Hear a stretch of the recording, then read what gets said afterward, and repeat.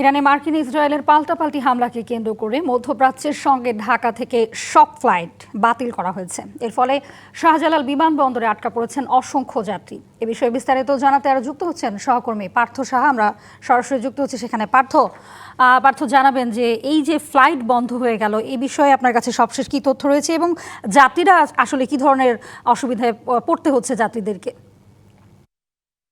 এই মুহূর্তে হযরত শাহজালাল আন্তর্জাতিক বিমানবন্দরে অবস্থান করছি। আপনি যেমনটি বলছিলেন, চলমান যে ঘটনা, সেই ঘটনাকে কেন্দ্র করে মধ্যপ্রাচ্যের যে বিমানগুলো রয়েছে বাংলাদেশ থেকে, বাংলাদেশের রাজধানী ঢাকা থেকে ছেড়ে যাওয়া সব বিমানগুলো কিন্তু সমসাময়িক সময়ের জন্য স্থগিত ঘোষণা করা হয়েছে। মূলত এই যে ইরানে ইসরায়েল কর্তৃক যে হামলা করা হচ্ছে, মূলত সেই হামলার পরিপ্রেক্ষিতেই কিন্তু বিকালে বিমানবন্দর কর্তৃপক্ষ একটি বিজ্ঞপ্তিতে এই তথ্যটি আসলে জানিয়েছেন। এই জায়গাতে মধ্যপ্রাচ্যে দাম্মাম, জেদ্দা, মদিনা, রিয়াদ, তারপর দুবাই, কুয়েত সহ মধ্যপ্রাচ্যের যে দেশগুলো রয়েছে সেই দেশে গমনকারী যাত্রী তারা কিন্তু এখানে দীর্ঘ অপেক্ষায় রয়েছে। নায়াসিনামাইড ও স্যালিসাইলিক সমৃদ্ধ লিলি ফেস ওয়াশ যা ফেসের ডেড স্কিন সেল দূর করে দেয় দ্বিগুণ ফাস্টার ব্রাইটেনিং। এখানে আমি শুরুতে একজন যাত্রীর সঙ্গে একটু কথা বলবো বলে আসলে সরাসরি আপনাদেরকে জানানোর চেষ্টা করব।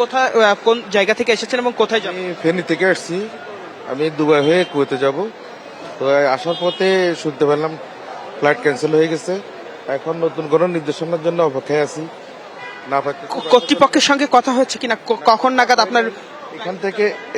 এখনো হয়নি, কথা হয়নি। তাহলে কি করবেন?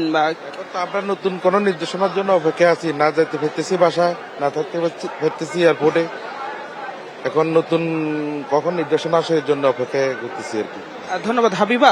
শুনছিলেন, আমরা একজন যাত্রীর সঙ্গে কথা বলছিলাম। তিনি জানাচ্ছিলেন যে তিনি দুবাই হয়ে কুয়েতে যাওয়ার উদ্দেশ্যে এসেছিলেন, তবে তার যে বিমান, যে ফ্লাইটের যে সময়, নির্ধারিত সময়, সেটি কিন্তু ক্যান্সেল হয়েছে। তবে সেই বিমান কয়টা নাগাদ তার যে ফ্লাইট সেটি হবে সেই বিষয়ে কিন্তু কর্তৃপক্ষ এখনো সুস্পষ্ট কোনো ধারণা দেয়নি।